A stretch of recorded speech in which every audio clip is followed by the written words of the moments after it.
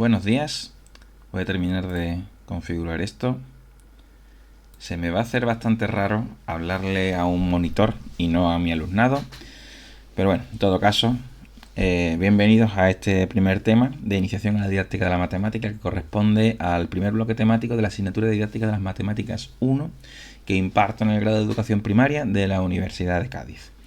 He tomado la iniciativa de grabar estos vídeos porque ya he visto que en los vídeos que grabé durante la pandemia han empezado a alcanzar tasas de visualización preocupantes, que ya rondan más de 1000 visualizaciones. Entonces esos vídeos han quedado bastante viejos, yo no sé si calificarlos de obsoletos, pero bueno, requieren de renovación. No voy a hacerlo con una meticulosidad exquisita, y como veis algunas cosas estoy teniendo que arreglarlas casi sobre la marcha, pero por desgracia es el tiempo del que dispongo. Bueno, este vídeo no pretende reemplazar las lecturas, ni pretende reemplazar el manual, ni pretende reemplazar a ninguna de las otras herramientas que se os ha facilitado a mi alumnado, sino complementarlas y tenerlo como recurso, sobre todo para aquellas situaciones en las que hay festivos o en las que hay algún tipo de incidencia por las que o yo no puedo asistir, o el alumnado no puede asistir, o esa clase queda anulada por cuestiones de calendario, ¿de acuerdo? Entonces ese es un poquito el objetivo principal de estos vídeos, que os sirvan como base y como herramienta adicional a las que ya os he facilitado. Sobre todo referiré mucho al manual de la asignatura y a las lecturas recomendadas, ¿de acuerdo? Bueno, pues con eso dicho, vamos a iniciar con el tema de iniciación a la didáctica de la matemática. Y siempre yo de este tipo de temas los inicio con una reflexión preliminar.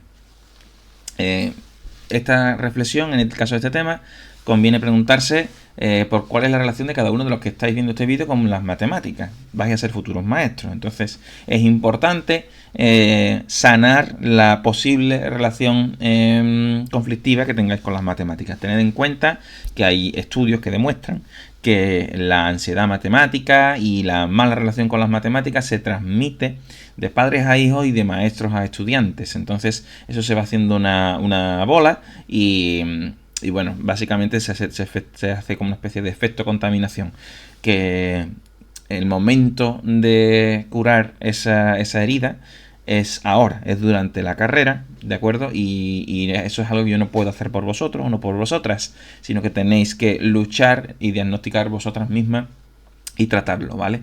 Desde ese punto de vista yo voy a estar disponible siempre para tutorías, para guía, para ayuda, para todo lo que necesitéis, para empoderaros sobre las matemáticas, ¿de acuerdo? Y poder ejercer una docencia pues de calidad, ¿de acuerdo? Entonces, otra cuestión que también conviene reflexionar antes de arrancar es entender qué es lo que tú interpretas por saber algo. ¿Qué quiere decir que tú sabes algo? ¿Qué quiere decir que sabes cocinar? ¿Qué quiere decir que sabes matemática? Saber matemática, ¿qué es? Saber hacer una tuerca, o sea, saber hacer una cuenta muy compleja, saber resolver una operación muy compleja, ser un buen mecánico, ¿qué es lo que es? Saberse el manual del coche de memoria, eso es ser buen mecánico. Saberse la tabla del 7 de memoria es ser buen matemático. ¿Qué quiere decir que sabes matemáticas? Saberse esa tabla del 7 de memoria quizás no es saber matemáticas. Saber razonar, tener pensamiento crítico, identificar cuáles son las variables de un problema y luego eso traducirlo a una expresión y luego entonces sí, operar, eso quizás es más saber matemática. Ser un buen mecánico quizás no es saberse el manual del coche de memoria, sino saber qué tuerca hay que apretar en qué momento. Luego ya, para apretar esa tuerca podrás utilizar herramientas. Igual que en las matemáticas, para resolver un problema, pues podrás usar herramientas. Reglas, compases, calculadoras, ¿de acuerdo? Pero lo importante es saber identificar cuáles son esas variables del problema y saberlo resolver, ¿de acuerdo? Bueno, finalmente me gusta también terminar con esta pregunta. Si conoces alguna asignatura que se imparta en todos los países. En España, en Corea del Norte, en Sudáfrica, en Estados Unidos, en Brasil, en matemáticas, ¿vale? Porque inglés no se imparte en Corea del Norte, ¿vale? Pero matemáticas sí. Y te vayas al país al que te vayas, ves que las matemáticas es una cuestión curricular, ¿de acuerdo? Entonces es importante dominar este conocimiento. Cabe preguntarse por qué las matemáticas resultan ser tan lejanas para los niños. ¿Tiene que ver con cómo son impartidas? ¿O es consustancial a las matemáticas? ¿Cómo crees que se puede facilitar el aprendizaje de los niños? ¿Crees que un buen docente implica que el niño va a tener una mejor relación con las matemáticas y las va a ver como algo más cercano? ¿Las matemáticas pueden generar inseguridades en los alumnos? Sí, no, ¿de qué tipo? ¿Cómo puedes tú actuar para que esas inseguridades no sean algo malo, sino un mecanismo de aprendizaje? ¿Qué factores afectivos relacionados con el aprendizaje de las matemáticas conoces? Aparte de las inseguridades propias de un problema que es nuevo. Uno de los factores que yo discuto mucho con mi alumnado es el hecho de que la mayoría de mi alumnado es femenino. O sea, la carrera de magisterio es una carrera que está muy feminizada. Al revés pasa con las carreras de ingeniería, ¿no? Que son mayoritariamente masculinas. Pero aquí la tasa en magisterio suele ser 75-80% de población femenina. Precisamente son las mujeres aquellas que sufren de un mayor grado de ansiedad o de rechazo hacia las matemáticas. Entonces, es un problema que debe atacarse, ¿de acuerdo? Luego debéis de ser conscientes de que vamos a formar parte de un sistema educativo durante al menos 10 años. La educación primaria y la educación secundaria son obligatorias. Y eso quiere decir que en una vida de 85 años, el 12% de tu vida te la vas a pasar en un aula. Eso es mucho tiempo. Y de ese 12% o de esos 10 años de formación obligatoria, la mayor parte de esa formación obligatoria es en educación primaria. Por lo tanto, estamos en una etapa formativa obligatoria y crítica para el alumnado. De tal manera que el profesoral que yo estoy formando pues no es inocuo. Son profesionales que van a salir a trabajar con los niños, que son el futuro del país, y en una etapa en la que son muy maleables. ¿De acuerdo? Es importante que entendamos que cuando vamos a formar niños en conocimiento matemático, en un mundo que está cada vez más robotizado, quizás la competencia matemática no sea calcular mejor y calcular más rápido. Eso ya lo hacen los robots. Quizás la competencia matemática debe de entenderse más enfocada hacia la resolución de problemas, hacia la gestión de situaciones de incertidumbre, hacia el pensamiento crítico, cuestiones que las máquinas no van a poder replicar, ¿de acuerdo? Antes os ponía el ejemplo de qué es ser un buen mecánico. Si saber apretar muchos tornillos y muy rápido o muy fuerte, o si saber qué tornillo hay que apretar. Ser consciente de que apretar tornillos muy rápido o muy fuerte es lo que hacen las máquinas, pero no saben qué tornillo hay que apretar. Eso se lo tiene que decir el mecánico. Algo similar pasa con el pensamiento matemático, ¿no? Que ser un buen matemático no es saber hacer cuentas muy rápido o cuentas muy complicadas, sino saber qué cuenta hay que hacer, ¿de acuerdo? Es decir, que ser un buen matemático al final es saber pensar, ¿de acuerdo? Es un poco la idea que quiero transmitiros en esta reflexión preliminar. Es por eso que yo os facilito una pequeña encuesta que podéis resolver en el manual, y que viene orientada a cómo está pensado el currículum actual en España, ya que la enseñanza que se ejerce, yo voy mucho a los centros, la enseñanza que se ejerce hoy en España sigue siendo una mayoritariamente transmisiva, ¿no? Y basada en una metodología pues que no se diferencia tanto de la que se aplicaba hace 200 años. Entonces, ya que estáis y que tenéis el manual disponible, pues veréis que hay aquí una serie de preguntas. Yo os invitaría ahora mismo a pausar el vídeo, ¿de acuerdo?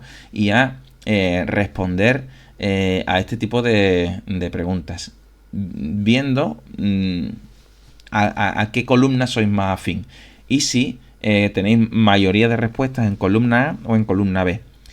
Sed conscientes, una vez que respondáis a esto, ¿de acuerdo?, de que la mayoría de respuestas que el currículum espera de vosotros son las que están en la columna B. Es decir, que tenéis que convertiros en el tipo de persona que piensa como en la columna B. ¿De acuerdo? Para eso, pues, en fin, nos queda trabajo que hacer y nos quedan ni más ni menos que 2 asignaturas didácticas de las matemáticas enteras. ¿De acuerdo? Esto puede sonar un poco extraño, esto de que lo importante no es tanto saber hacer la cuenta, sino saber razonarla y saber llegar hasta ella, ¿vale? Y va muy vinculado a cómo aprendemos. Y ahora sí entramos en lo que sería temario nuclear de la asignatura, empezando con el bloque de cómo aprendemos. Bueno, para discutir cómo aprende el ser humano hay dos paradigmas fundamentales, ¿verdad? El modelo empirista y el modelo cognitivista. El modelo empirista lo conocemos todo el mundo, ¿verdad? Y tiene que ver con que el ser humano modifica o adapta su comportamiento o su conducta en base a un estímulo que se le facilita, ¿no? Si no estudias, suspendes. Esa es una forma de respuesta conductual, ¿verdad? Si no te comes la verdura, no puedes ver la tele. Si rompes las cosas de la casa, no vas a tener juguetes. Entonces, todo eso son ejemplos de modelos conductuales. Si haces bien las cosas, pues te llevas una golosina, ¿de acuerdo?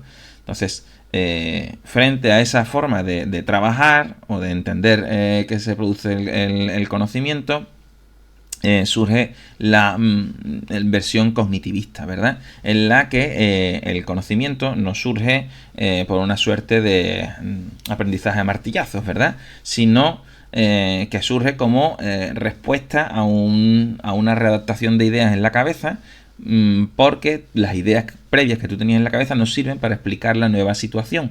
Entonces necesitas crear un nuevo modelo mental que te ayude a explicar la situación que se te ha planteado. Como veis, son formas de acercarse al aprendizaje muy distintas, son paradigmas que entran en un conflicto profundo y, bueno, pues como estos son ciencias humanas, nos daremos cuenta de que no hay grandes verdades, ¿no? Sino que hay muchos grises. Entonces, podríamos discutir sobre a qué paradigma atenernos cuando hablamos de didáctica de las matemáticas. Porque al final la didáctica de la matemática no es más que una suma de la ciencia de la educación, las matemáticas y la psicología. Entonces concluimos con que hay dos paradigmas en conflicto, ¿verdad? El paradigma empirista y el cognitivista, ¿verdad? Entonces aquí hay un mal rollete, aquí hay una enfrentación, un enfrentamiento grave. Lo he parodiado con este meme. Tenemos aquí al bigotudo, que es de tendencia cognitivista, que dice que se aprende en contra de lo que ya se sabe, ¿no? Que es lo que dice el modelo cognitivista, que cuando tu modelo mental no es suficiente para explicar lo que ya hay, pues debes de cambiarlo, ¿no? Entonces se aprende contra lo que ya se sabe. Y luego viene el de la correcta y dice, y si no sabes nada, se aprende por transmisión del conocimiento, se aprende porque alguien te enseña. Le responde que existen ideas que son intuitivas, que hasta los conejos entienden el concepto de mayor o menor cantidad. Es decir, que el cerebro humano o que el cerebro en general no está vacío, sino que existe una especie de conocimiento instintivo contra el que se crea el conocimiento nuevo, ¿de acuerdo? Y bueno, se puede seguir la discusión diciendo que algo que la forma en la que aprenden los animales, y el ser humano es un animal, es imitando a sus mayores, ¿no? Entonces, bueno, se puede pensar que el ser humano tiene una capacidad diferente al resto de animales, ¿verdad? Porque no tenemos los mismos esquemas mentales que otros animales, sino que somos pues seres evolutivamente más desarrollados, ¿verdad? En estos términos. Con lo cual, entendiendo que nuestro cerebro es distinto del de otros animales, la teoría que se va a privilegiar en didáctica de las matemáticas 1 va a ser las de base cognitivista, ¿de acuerdo? Entendiendo que existen distintos estilos cognitivos, ¿de acuerdo?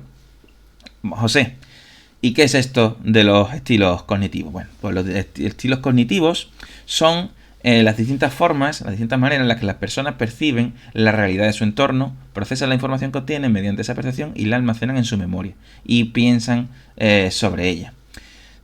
Ser consciente de que en todo estilo cognitivo intervienen habilidades cognitivas y metacognitivas, es decir, la capacidad de pensar sobre el propio pensamiento, algo que no estamos seguros de que los animales sean capaces de hacer, ¿no? Mi perro nos reflexiona seguramente sobre cómo ha aprendido algo. Además, mi perro es particularmente tonto, pero lo quiero mucho. En todo caso, los estilos cognitivos vinculan directamente con la personalidad del individuo. muchos de vosotros, muchas de vosotras, seréis conscientes de que aprender os resulta más fácil cuando hacéis un esquema, cuando leéis algo o cuando le explicáis algo a otro compañero o cuando usáis colores. Hay distintas formas de aprender. Hay personalidades más reflexivas, hay personalidades más impulsivas, hay personalidades más intuitivas o más sensoriales, hay personalidades más orientadas a la imagen o más a la palabra. Entonces, vosotras seguramente podréis identificaros con una serie de preferencias. Esas preferencias constituyen vuestro estilo cognitivo.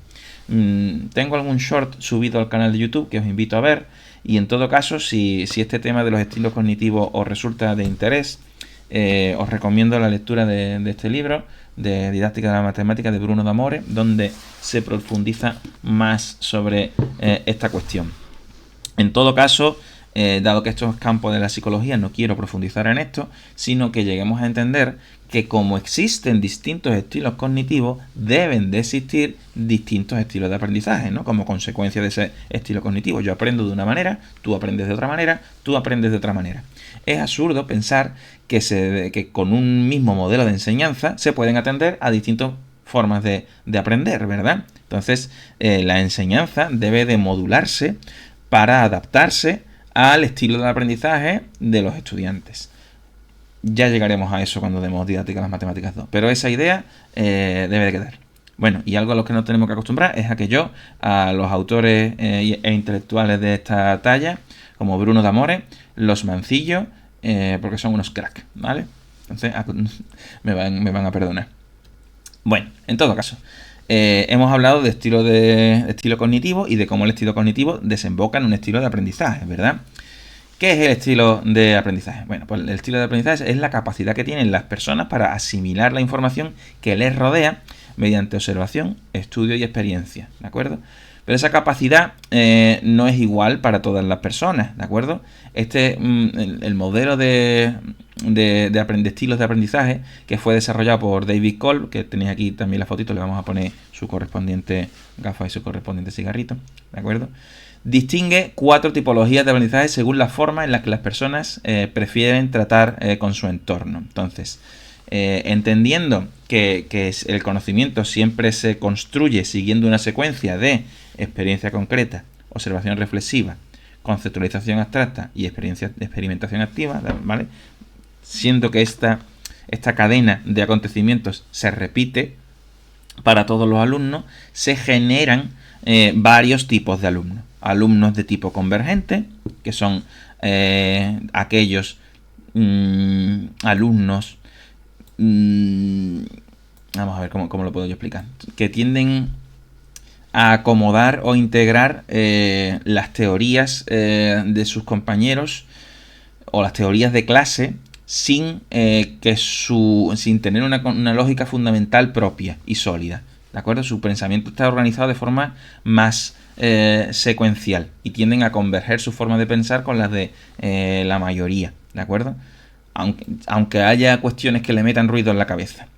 Luego existen tipos de alumnos divergentes. Los alumnos divergentes se involucran y se comprometen con las tareas de una forma diferente a los convergentes, tienden a aprovechar el momento y los recursos que se le dan y suelen entregarse a los acontecimientos del momento y no les importa estar en desacuerdo con otros, y si hay cuestiones que les meten ruido en la cabeza, las verbalizan y no se quedan conformes, ¿de acuerdo?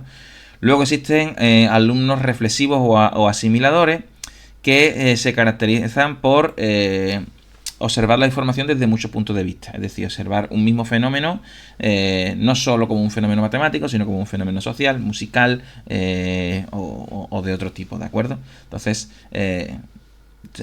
necesitan o requieren de conexiones extramatemáticas, ¿no? De conexiones que van más allá de la propia matemática. Y luego existen tipos de alumnos que se pueden calificar como pragmáticos, ¿verdad?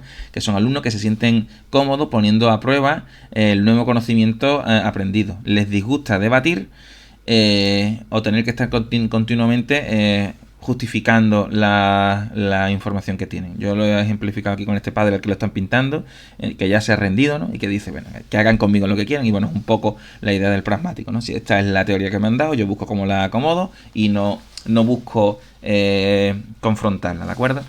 Un poco veréis que pues eso, que estas personalidades encajan con distintos estilos cognitivos.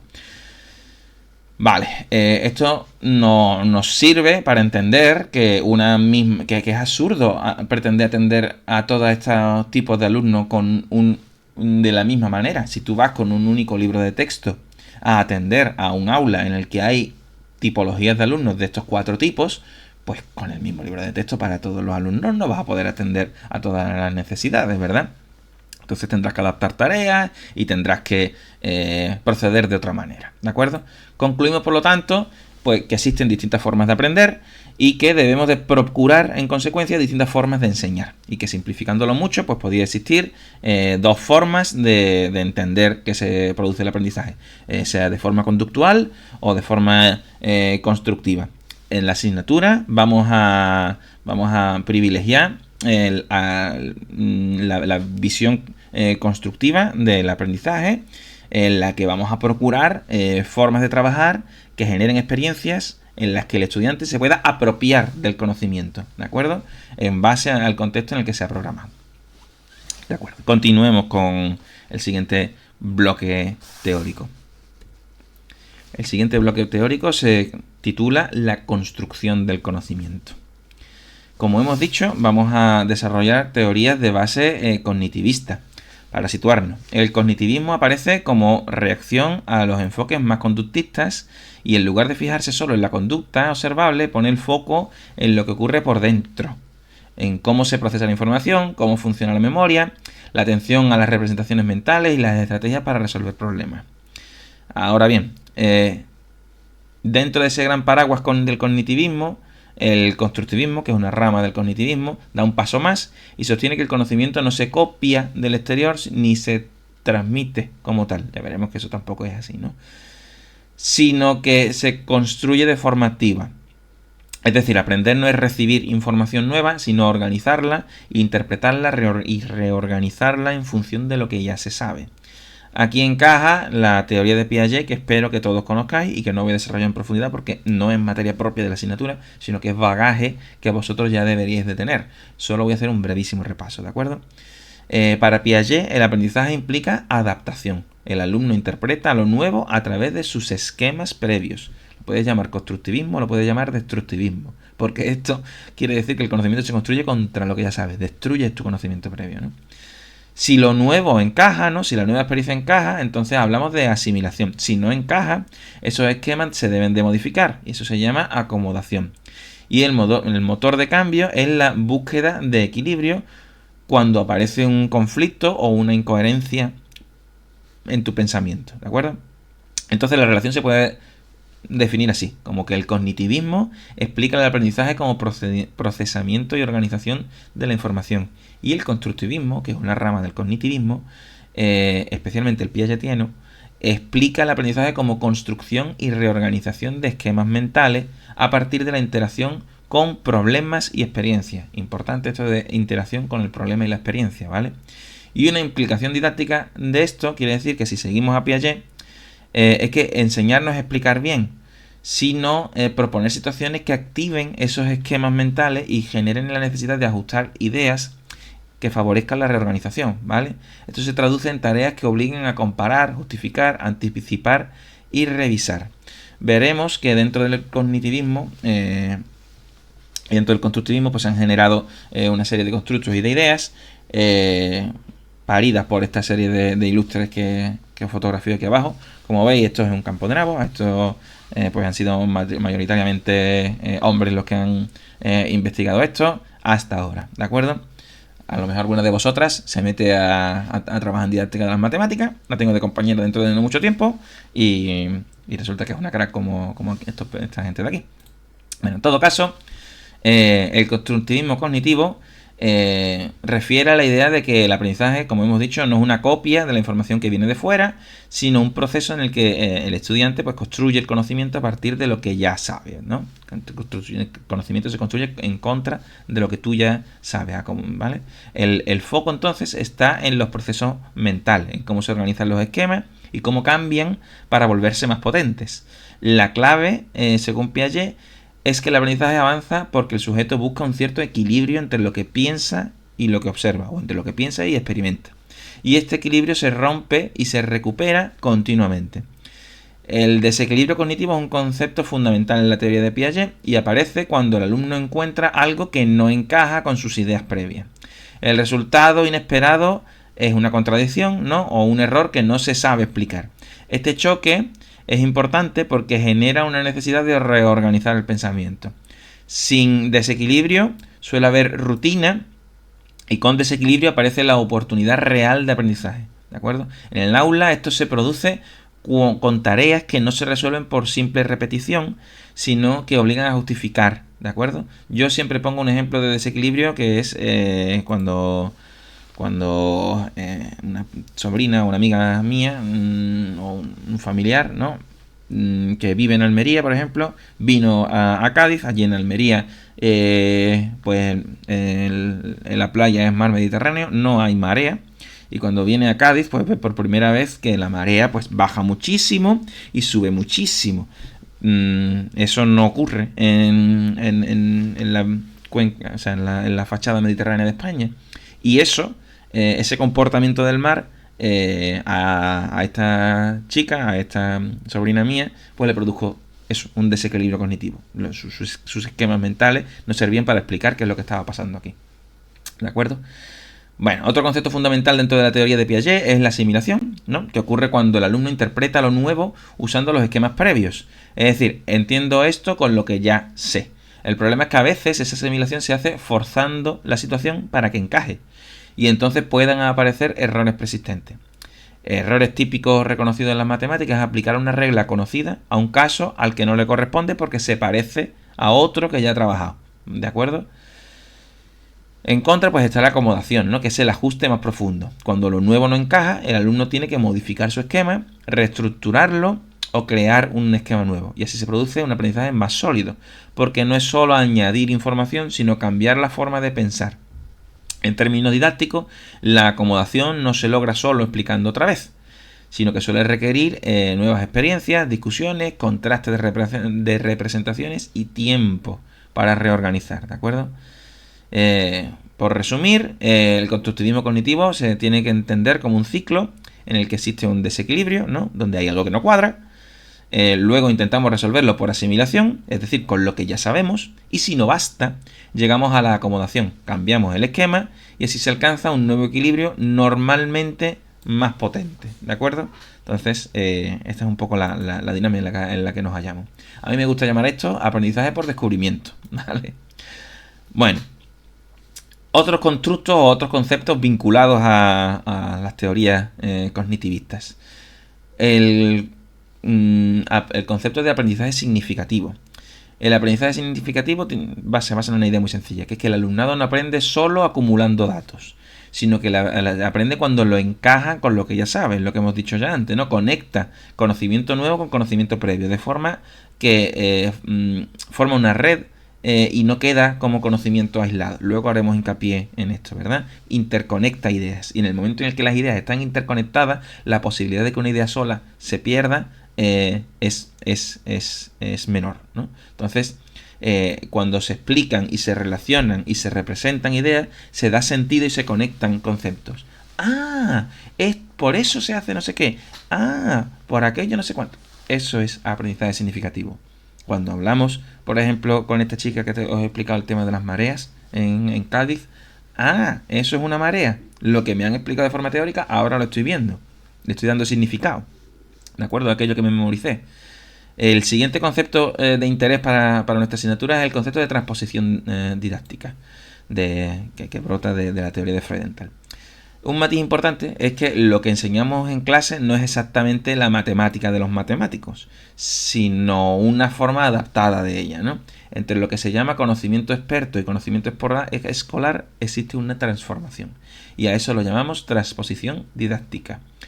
En este camino el contenido se selecciona, se simplifica, se reordena y se reformula para poder enseñarse. ¿De acuerdo? Y el punto clave es que esta transformación no es neutra.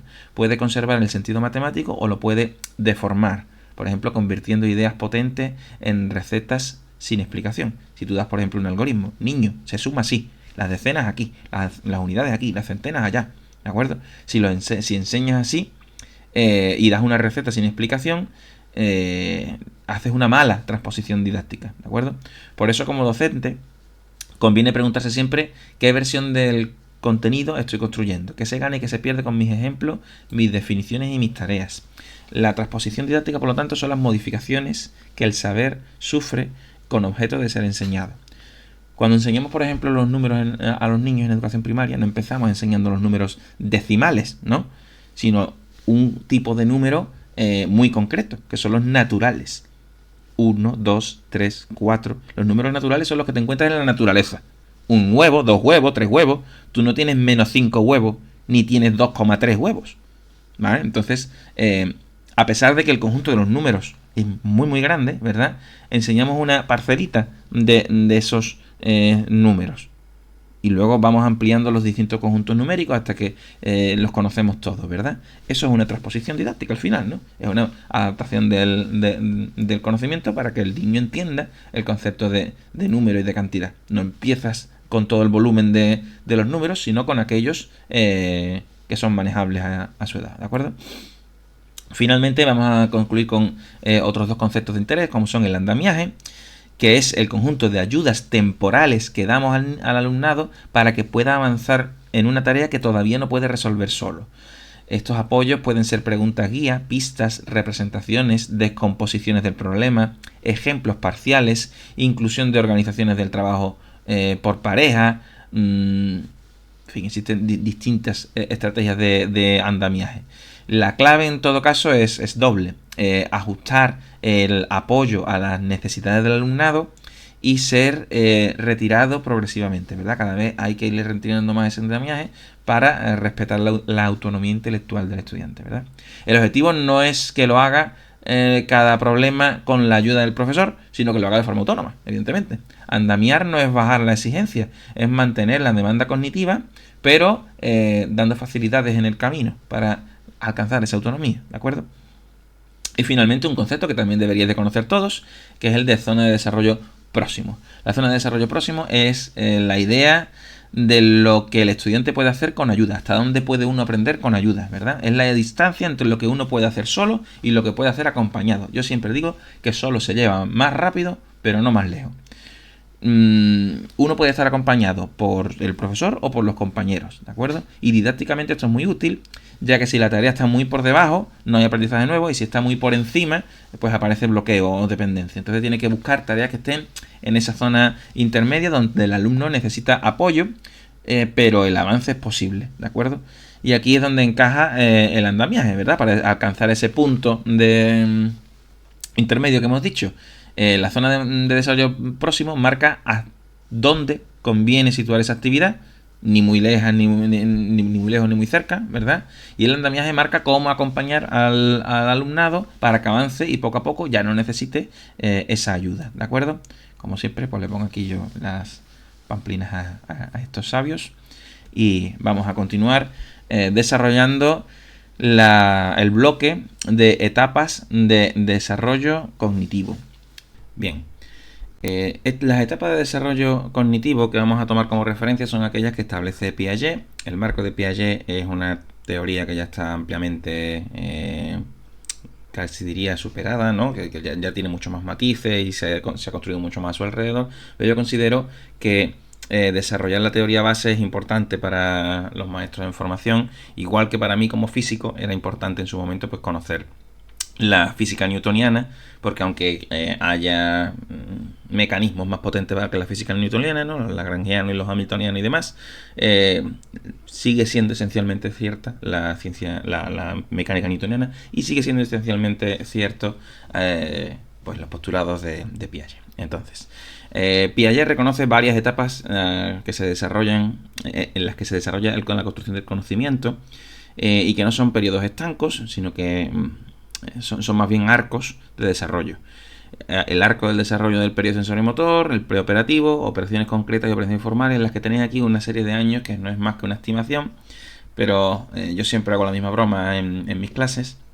No es que mi hija pequeña, cuando tenía 2 años y pasó a tener 3 años, pues un día se despertó a mitad de la madrugada y dijo, papá, ya estoy en el periodo preoperatorio. No es así, es una cuestión mucho más gradual, es una cuestión mucho más suavizada y es una cuestión que pues de ir acumulando y de ir estableciendo cada vez más relaciones entre las ideas que las criaturas tienen en su cabeza, ¿no? Yo tengo este dibujito de aquí abajo en el que en una mitad se observa lo que significaría tener información dispersa, ¿verdad? Y lo que significa tener conocimiento, ¿no? Que no es más que tener ideas que están relacionadas e interconectadas entre sí. En el formato de información dispersa, una idea puede perderse al no estar vinculada a las demás. En el formato en el que tienen las ideas interconectadas, es mucho más difícil que una de esas ideas desaparezca porque está reforzada por otras, ¿verdad? Entonces la idea es que el conocimiento matemático y el conocimiento en general no sean ideas disgregadas, sino que se integren todas en un marco coherente y que una llame a la otra, ¿verdad? Y que estén interrelacionadas. Bueno, dentro de la etapa de construcción del conocimiento, empezaríamos por las etapas que se trabajan durante la educación infantil, ¿verdad? Que son los periodos sensorio-motor y preoperativo. Si bien no voy a desarrollarlos porque esto queda fuera del marco de la didáctica de la matemática para la educación primaria, que es a donde está dirigido este vídeo, sí que es bueno que mis estudiantes pues vayan al manual y conozcan al menos las cuestiones básicas de estos periodos, ¿de acuerdo? Particularmente del periodo preoperatorio, porque se da la coyuntura de que, como os he comentado, esto es una cuestión gradual. Entonces, sobre todo para aquellos maestros y maestras que trabajéis en el primer ciclo, os vais a encontrar con criaturas pues que están aún en una etapa de preoperaciones, que se caracteriza por tener un pensamiento aún egocéntrico y por la dificultad para comprender otros puntos de vista y por el hecho de que el aprendizaje se produce fundamentalmente a partir del juego. Entonces puede resultar difícil para algunos niños del primer ciclo desarrollar nociones ligadas a la lateralidad o a la orientación abstracta o incluso desarrollar perspectivas espaciales. Por ejemplo, a mi hija de 6 años hace muy poco tiempo que ha logrado entender cómo funciona un coche teledirigido, ¿verdad? Porque izquierda y derecha no es relativo a ti, sino al coche teledirigido. Entonces, eso es un ejemplo de abstracción que mi hija concretamente tiene 6 años, cumplirá 7 en 2 meses, para que nos hagamos una idea de cómo efectivamente aún hay una especie de pequeño encabalgamiento ahí. La mayor parte de vuestro trabajo se va a desarrollar con niños que estarán en periodo de operaciones concretas. Periodo de operaciones concretas quiere decir que los niños son capaces de desarrollar pensamientos concretos. Entendemos que una operación, cuando hablamos de operaciones, no son solo sumas y restas, maestros. Una operación es también una simetría. Es una operación de tipo geométrico, ¿verdad? Y una operación también es una rotación. O sea que no hay operaciones más allá de la aritmética, ¿de acuerdo?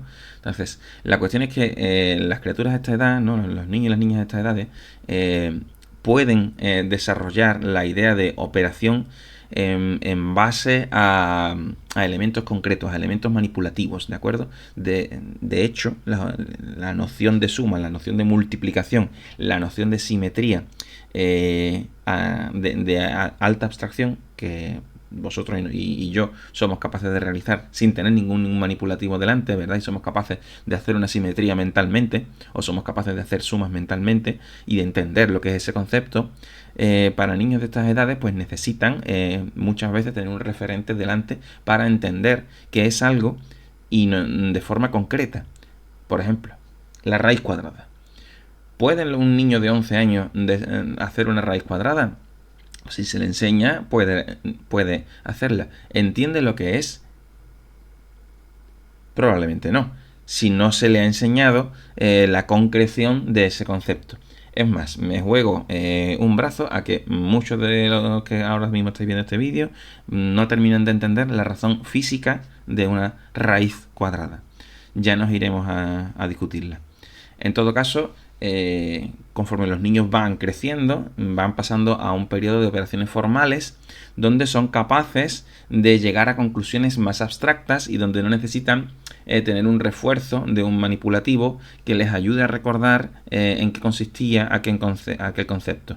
Entonces, esas conclusiones abstractas pueden no estar ligadas a un caso concreto, sino que pueden generalizarse. Las situaciones de suma no son solo con manzanas y con frutas, sino que son otras muchas situaciones. Entonces la suma es un concepto abstracto que en el mundo se materializa de varias maneras. Lo mismo con la simetría y lo mismo con otras operaciones. Con lo cual se gana cierto grado de abstracción y uno puede llegar a operar con esas operaciones matemáticas, valga la redundancia, de forma abstracta y en la pizarra, ¿verdad? Y utilizando simbolismo matemático. Con lo cual da la capacidad de resolver problemas cada vez más complejos y de establecer hipótesis.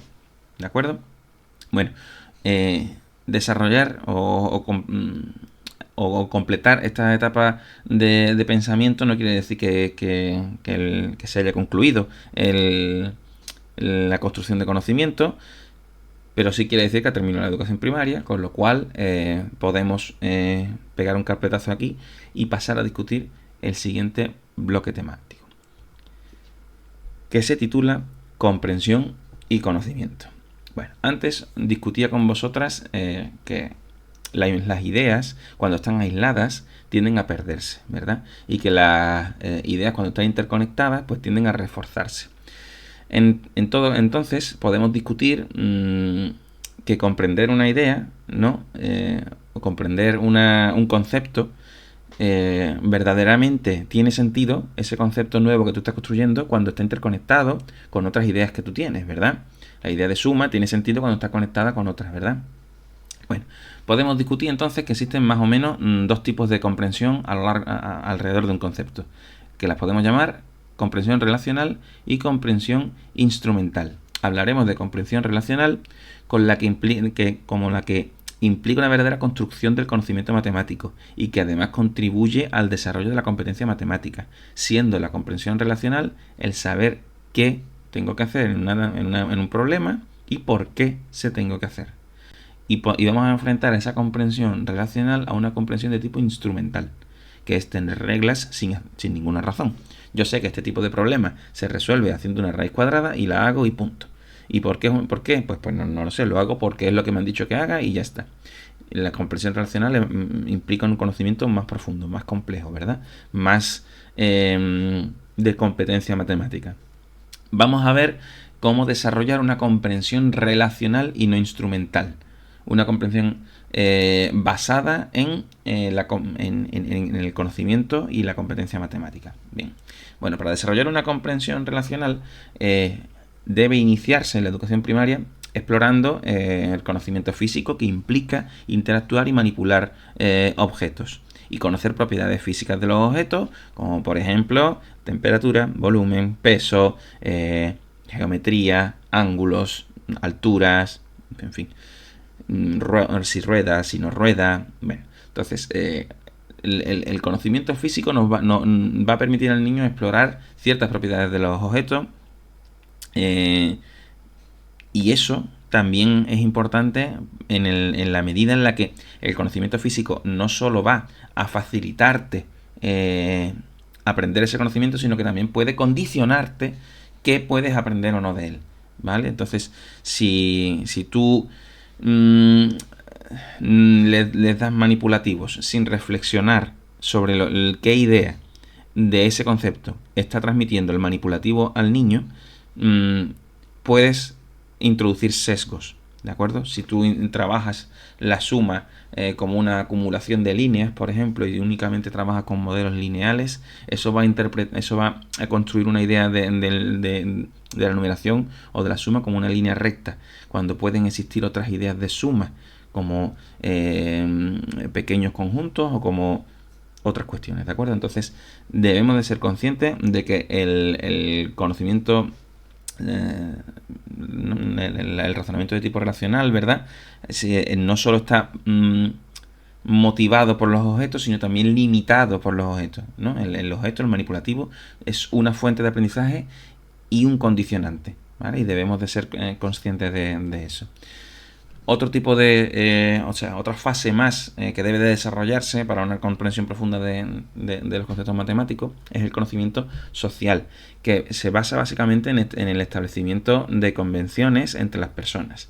Por ejemplo, una convención que yo siempre pongo como ejemplo es el hecho de que conducimos por un lado, ¿no? Eso no es algo que tú hayas aprendido tocando un objeto, ni es una ley física o natural, es un acuerdo social al que hemos llegado. De hecho, en otros países se conduce por otro lado, ¿verdad? O el hecho de que la semana empieza los lunes y vamos a clases de lunes a viernes y los sábados y domingos nos vamos al cole. Eso es conocimiento de tipo social, ¿de acuerdo? Y vamos a ver cómo en la matemática hay algo o hay bastante de conocimiento social, ¿vale? Finalmente, existe un tipo de conocimiento que no es ni físico ni social, sino que ocurre en la cabeza, ¿no? La capacidad de inventar de inventar relaciones, ¿no? De descubrir relaciones, pero en tu cabeza. El conocimiento matemático tiene que ver con la capacidad de vincular cuestiones que tú has explorado en la vida real, ¿verdad? Y matematizarlas, es decir, modelarlas en tu cabeza, ¿de acuerdo? Por ejemplo, si tú ves una secuencia de A, B, A, B, A, B, A, ahí no hay conocimiento social, ahí no hay conocimiento físico, pero tú esperas que haya una B, ¿no? Si tú ves rojo, verde, rojo, verde, rojo, verde, lo esperable es que después del verde venga otro rojo, y eso te lo has inventado tú, lo has construido tú en base a un razonamiento que tú has llevado en tu cabeza, ¿de acuerdo? Entonces el conocimiento matemático de tu alumnado no es directamente observable, como tú sí puedes observar, por ejemplo, que el niño pues esté discutiendo o que está explorando, sino que debes de inferir el conocimiento matemático del alumnado a partir de sus reflexiones y de sus producciones, ¿de acuerdo?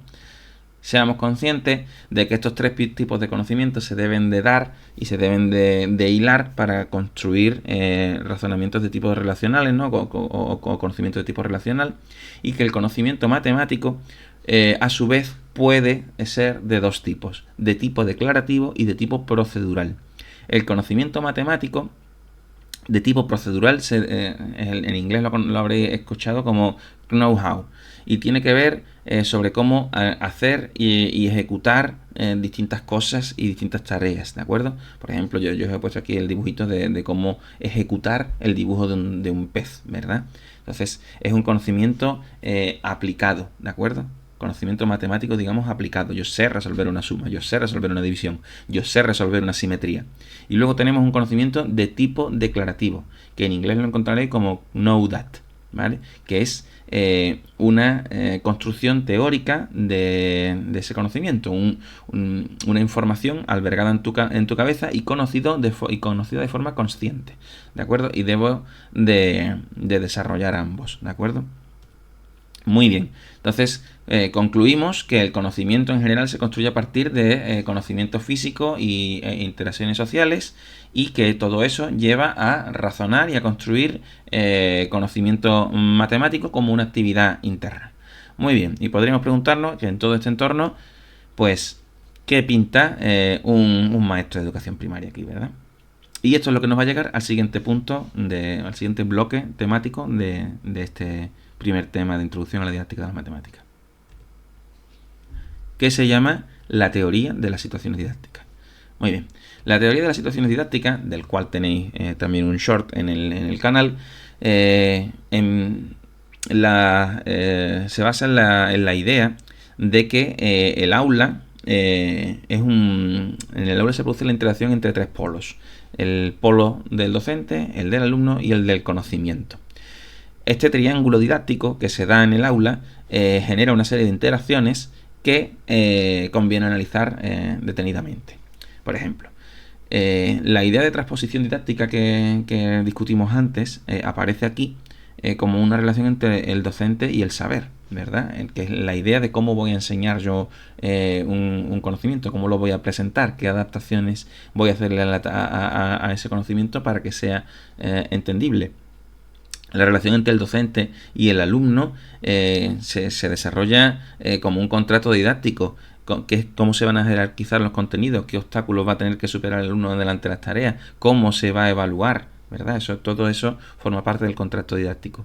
La relación entre el alumno y el saber en el entorno en el que nosotros estamos hablando trata sobre cómo se va a apropiar el alumno de ese conocimiento, cómo vas tú a trasladar al alumno la responsabilidad de que el alumno aprenda ese conocimiento y se interese por él, ¿vale? Os habéis encontrado 1000 veces vosotros mismos también ante la pregunta ¿y por qué tengo que saber esto? ¿Y esto para qué sirve? Cuando un alumno se hace esa pregunta de este conocimiento ¿para qué me sirve? Es porque no se está apropiando de ese conocimiento, sino porque se le está metiendo eso en la cabeza como si fuera una inyección, ¿de acuerdo? Entonces, todas estas cuestiones son cuestiones sobre las que deberíais de reflexionar y posicionaros. Idealmente, esto lo tenéis también más desarrollado en el manual, pero la idea subyacente a todo esto es que las situaciones de aprendizaje que se generan en el aula no son inocentes, deben de estar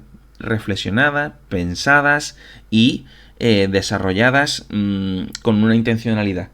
No solo las tareas que se van a desarrollar en el aula, sino los materiales que se van a desarrollar y que se van a trabajar y cómo van a estar encadenadas esas tareas. Ya que en la teoría de las situaciones didácticas se entiende que el conocimiento se puede generar artificialmente, no de manera natural. Es decir, que tú puedes hacer que tus alumnos aprendan algo que si fuera del aula no habrían aprendido en su vida normal, la raíz cuadrada, por ejemplo, o qué sé yo, la simetría, ¿verdad? Son cuestiones que matematizarlas requieren de cierto orden. Bueno, cuando tú planteas esto, cuando tú planteas la génesis artificial de un saber, estás actuando como ingeniero didáctico, estás creando situaciones en las que los niños van a aprender, ¿de acuerdo?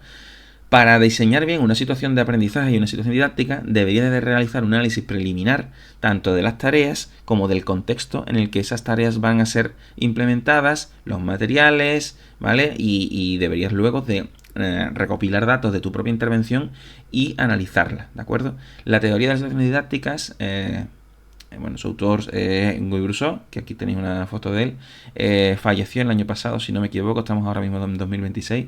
Me falla la memoria. Me vas a perdonar que mancille tu cara, Brousseau, pero es costumbre en mis asignaturas. Bueno, en todo caso, las situaciones didácticas que podemos plantear según la teoría de Brousseau son de tipo adidácticas, no didácticas y simplemente didácticas. Aunque esto lo podemos desarrollar mucho más, a grandes rasgos, en una situación no didáctica, es una situación que no ha sido diseñada por un ingeniero, sino que ocurre de forma fortuita. Una pregunta de un alumno en la clase que no estaba preparada, sino que una curiosidad que ha venido, y cuestiones así. Una situación simplemente didáctica, una situación que ha sido creada con la intención de enseñar un contenido y nada más. Es la situación típica que se da en los libros de texto. Y una situación adidáctica es el tipo de situación más potente y que Guy Brousseau pretende que protagonice los momentos más significativos de enseñanza-aprendizaje y que consiste básicamente en crear situaciones en las que haya procesos de formulación, acción y validación, donde la validación, a ser posible, sea dada por el propio estudiante, es decir, que sean capaces de autovalidar las respuestas que se han ido generando, ¿de acuerdo? Entonces, estas fases de acción, formulación y validación deben de concluir en la institucionalización de un conocimiento. Institucionalizar quiere decir que todos hagamos algo de la misma manera. La forma en la que suma Sara, la forma en la que suma Javi, la forma en la que suma José. Otra persona, podemos comparar cómo suman distintos alumnos porque están introduciéndose en la idea de sumar y luego podemos enseñarles cómo suma la profe. En el momento en el que la profe enseñe cómo suma ella, todos van a proceder a sumar como la hace ella, ¿de acuerdo? Y así es de hecho como se suma también en el otro grupo de educación primaria, y así es de hecho como se suma fuera de la escuela, ¿verdad? Eso es institucionalizar. Bueno, ya hemos aprendido lo que es esto, cada uno lo hemos hecho de una manera, hemos discutido ventajas y desventajas de la forma de sumar de una persona y la forma de sumar de otra persona. Bueno, pues fuera se hace así, ¿de acuerdo? Eso es institucionalizar un saber. ¿Y por qué no se enseña directamente el saber así? Porque no se enseña directamente a sumar como se hace fuera de clase. Porque hemos tenido que pasar por el proceso de que Javi se inverte una estrategia para sumar y Sara se invente otra estrategia para sumar. Bueno, porque hemos incurrido en un proceso de devolución del problema. La devolución del problema en la teoría de situaciones didácticas es el momento clave donde el docente transfiere la responsabilidad de la resolución de un problema al estudiante y le hace aceptar el desafío y las consecuencias para que construya su propio conocimiento, en lugar de dárselo directamente, lo que hace que se apropie del saber. Si no se hace así, si se enseña directamente el conocimiento como un saber descontextualizado, no existe una fase de apropiación como tal, ¿de acuerdo? Y en este caso, el alumno se lo tiene que apropiar el conocimiento como puede, ¿de acuerdo? Entonces, esta tentación de enseñar el saber descontextualizado y saltar entre fases es muy tentadora para el docente porque es lo más cómodo, ¿vale? Pero llegamos a la estupidez de que el alumnado tiene que memorizar conceptos y procedimientos sin saber para qué sirve, no se apropian de ese conocimiento, los niños lo acaban olvidando, llega el verano, los niños se olvidan de todo porque ese conocimiento no les servía de nada y en septiembre tienen que volver a aprender. Y entonces, si no existen mecanismos de apropiación, estamos todos los años en procesos de reenseñanza. Y bueno, ya os podéis imaginar todo lo que lleva esto. Entonces, el ciclo de enseñanza y aprendizaje de Brousseau lo he cascado aquí en una especie de ciclo para que se entienda cuál es la parte, el arco del estudiante y el arco del docente. Para el alumno, el ciclo de aprendizaje inicia en una situación problema. Situación problema donde descubre un concepto o un conocimiento, ¿verdad? Y lo va aprendiendo. Ese aprendizaje luego se generaliza y se va abstrayendo hasta que la abstracción es completa y el procedimiento, por ejemplo, de la suma, se hace ya de forma descontextualizada, ¿verdad? Eso quiere decir que podría sumar cualquier cosa, no solo aquello que he sumado en clase, ¿verdad? Y para el docente, el procedimiento empieza cuando un conocimiento que está descontextualizado, por ejemplo el de la suma o el de la raíz cuadrada, debo traérmelo a un conocimiento contextualizado y además no solo contextualizado, sino concretarlo en una situación problema. Entonces tendría que traer la idea de raíz cuadrada, que es un conocimiento descontextualizado y genérico, a un caso concreto que además pueda traducir a una situación problema, ¿de acuerdo? Eso es ser un buen ingeniero didáctico, ¿de acuerdo? Diseñar buenos problemas, crear situaciones de aprendizaje, conocer el estado de conocimiento de vuestro alumnado, adaptar el conocimiento en cada momento, contextualizar el conocimiento. Para todo eso estamos aquí, ¿verdad? Bien, el siguiente bloque que vamos a desarrollar se llama las trayectorias hipotéticas de aprendizaje, que es un marco teórico que nos va a servir para complementar al que acabamos de ver de la teoría de las situaciones didácticas. El marco de las trayectorias hipotéticas de aprendizaje es obra de Simon y luego es matizado por Clemens y Sarama y consiste básicamente en trazar una especie de camino hipotético por el que los estudiantes van a progresar en su aprendizaje desde el punto A hasta el punto B, ¿no? Cuando tú les vas a enseñar un tópico nuevo y van a construir desde lo que ya saben, ¿no? El punto A hasta lo que van a conocer nuevo, que es el punto B. Bueno, ese progreso en la comprensión de un concepto nuevo se da en distintas fases, en distintas etapas, ¿no? Que van desde una aproximación manipulativa al concepto hasta una abstracción completa e institucionalización del conocimiento, como hemos visto antes. Entonces, en el marco de la trayectoria hipotética de aprendizaje, eso se distingue en fases y además eso de hipotéticas no es por nada. En este marco teórico, el profesor debe de establecer o de diseñar hipótesis basadas tanto en el contexto de actuación, es decir, en los estudiantes que tú vas a tener y los recursos que tienes, como en las tareas que tú vas a implementar. Por lo tanto, tú tendrías que hacer hipótesis sobre los posibles obstáculos o dificultades que tus estudiantes van a tener que enfrentar al desarrollar las tareas que tienes programadas, ¿de acuerdo? Y evidentemente las dificultades de los estudiantes dependerán de la naturaleza de las tareas y del propio estudiante, ¿de acuerdo? Entonces el objetivo con todo esto es dotar de un marco al profesorado, marco teórico que le sea útil y que le sea práctico para en el futuro, en Didáctica de las Matemáticas 2, desarrollar temporizaciones, secuencias, adaptaciones de tareas y evaluaciones. Como decía, el marco de Simon fue completado o fue matizado por Clement y Sarama para hilar las trayectorias y prácticas de aprendizaje con lo que sería el conocimiento del contenido, ¿verdad? Entonces, Clement y Sarama son los que le dan una vueltecita de tuerca más para darle una estructura que sea útil de cara a la evaluación. El detalle profundo de todo esto pues lo podéis tener tanto en los libros como en el manual de la asignatura, ¿de acuerdo? Entonces, aquí os resumo las ideas fundamentales, igual que en el caso de la teoría de situaciones didácticas, y cuál es su utilidad de cara a la asignatura. Pero lo que es el marco completo lo tenéis en las lecturas. Os estoy hablando todo el tiempo de dificultades, obstáculos, errores, fallos, y vamos a categorizar qué es lo que es cada una de estas cositas. Vamos a entender que una dificultad es una circunstancia que entorpece la consecución de un objetivo de aprendizaje, ¿de acuerdo? Y las dificultades pueden manifestarse en forma de errores o de fallos. Un error lo vamos a entender como un mal almacenamiento del conocimiento, algo que está mal aprendido en un primer momento y que continuamente produce un fracaso. Entonces tiene que haber un proceso de reenseñanza. Hay algo que está mal aprendido, ¿vale? Y tienes que volver a aprenderlo. Y un fallo es una mala aplicación del conocimiento específico en una cuestión puntual, ¿vale? Luego el error es algo sistemático y el fallo es algo puntual, ¿de acuerdo? Yo esto lo veo un poco siempre como al final soy físico, ¿no? Pues a mí esta idea de una trayectoria didáctica como que me viene muy a la mente, ¿no?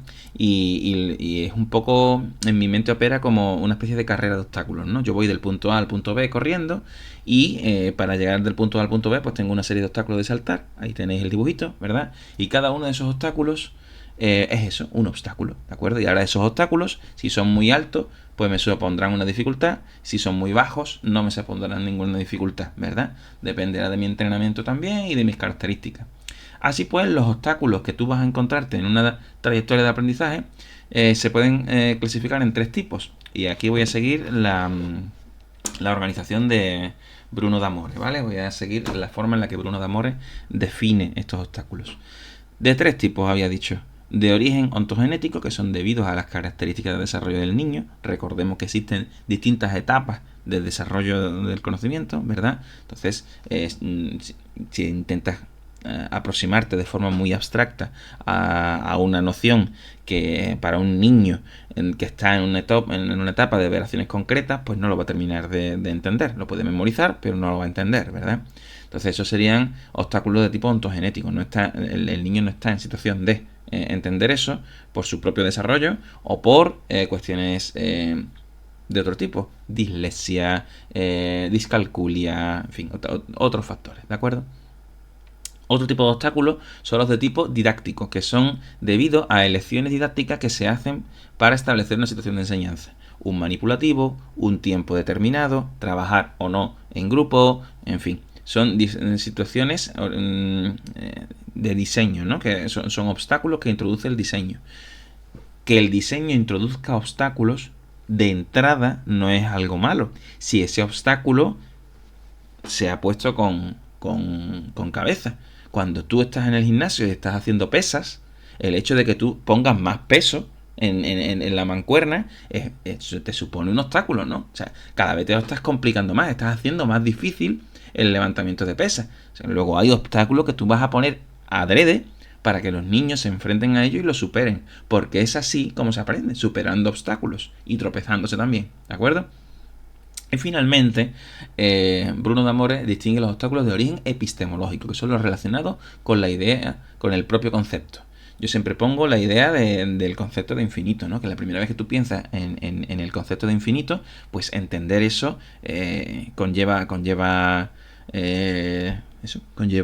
un obstáculo y conlleva una reflexión profunda. Entender que una fracción es una relación entre dos números y no dos números aislados, o sea que un medio no es 1 y 2, sino la relación que existen entre esos dos números, pues también es un obstáculo, ¿verdad? En este caso de origen epistemológico, ¿vale? Muy bien.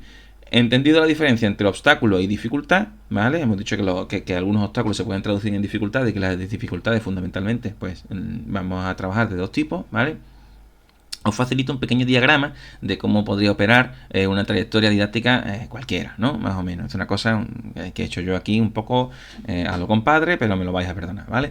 Partiríamos desde unos conocimientos o habilidades iniciales y queremos llegar hasta unos conocimientos o habilidades finales. Cada niño pues tiene su estilo de aprendizaje y cada niño se enfrentará a las distintas tareas de distintas formas y operará de distinta manera. Entonces, las tareas revisten obstáculos que pueden traducirse o no en dificultades.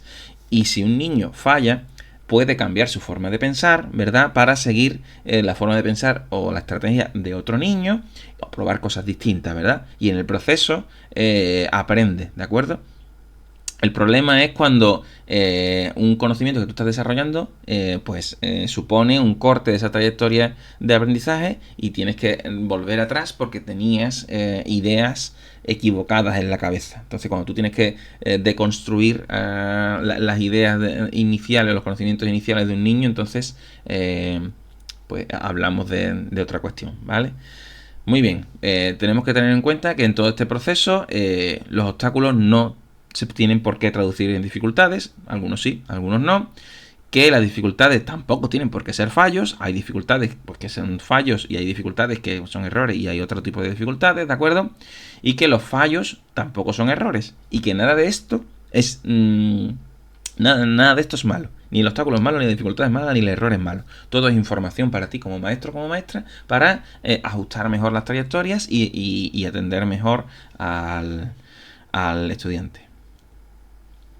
Finalmente vamos a terminar el tema desarrollando el bloque de desarrollo del razonamiento matemático.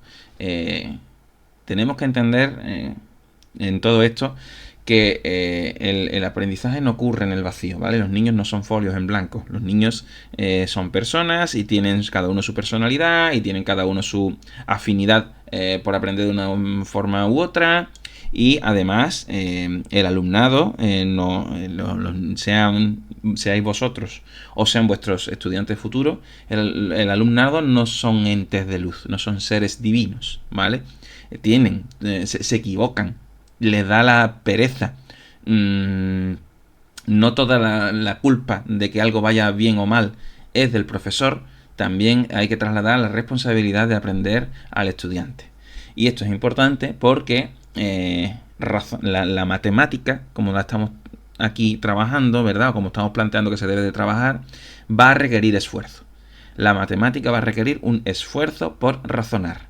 No os imagináis la de veces que yo he estado trabajando con niños de educación primaria, haciendo juegos, o haciendo escape rooms, o haciendo talleres de robótica, o lo que sea, y me han comentado aquello de, profe, ponme cuentas.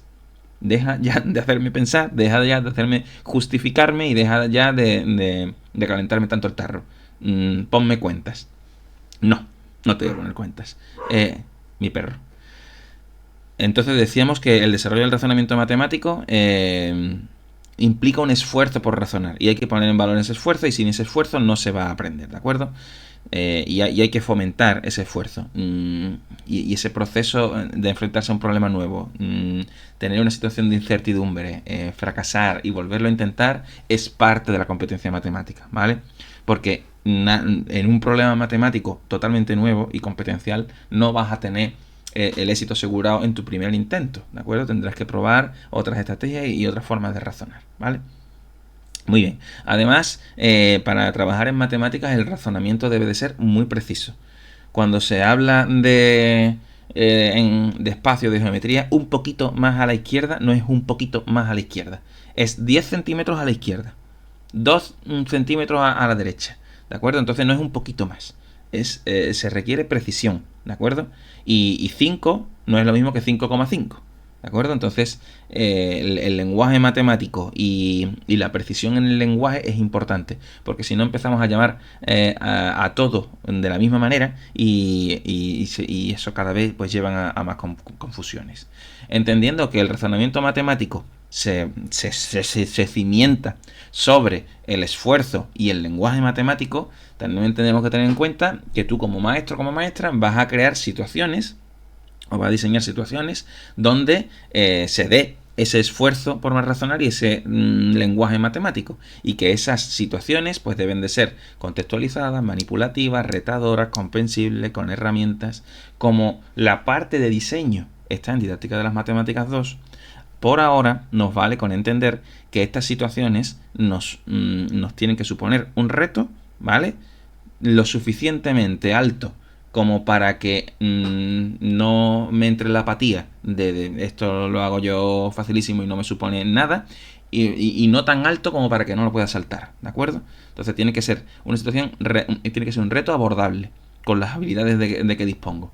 Ni muy fácil ni muy difícil, ¿de acuerdo? Y debe de utilizarse el lenguaje matemático. Muy bien. Entendiendo todo eso, los retos o las situaciones que debemos de plantear deben de servir para desarrollar estos distintos tipos de razonamiento matemático que ya conoceréis de asignaturas como conocimiento matemático. En todo caso, vamos a hacer un repaso a la velocidad de la luz de lo que son estos tipos de razonamientos, que son los que tenéis que desarrollar en la educación primaria. En primer lugar, el razonamiento de tipo inductivo, que observa casos particulares, detecta regularidades y propone una regla que siempre pasa, ¿no? Esto es valioso para iniciar ideas, pero hay que enseñar qué funciona o qué no funciona en los ejemplos concretos que pongamos, ¿vale? Porque el razonamiento inductivo no equivale automáticamente a que algo siempre es verdad, sino que algo se ha cumplido en estos casos particulares que hemos estudiado. Didácticamente, pedir que generen ejemplos y contraejemplos de algo y que explique qué patrones ven y por qué creen que algo se mantiene, ¿de acuerdo? En cambio, el razonamiento deductivo se parte de propiedades que son aceptadas y se llega a una conclusión en pasos. Si esto es cierto, entonces ocurre esta otra cosa.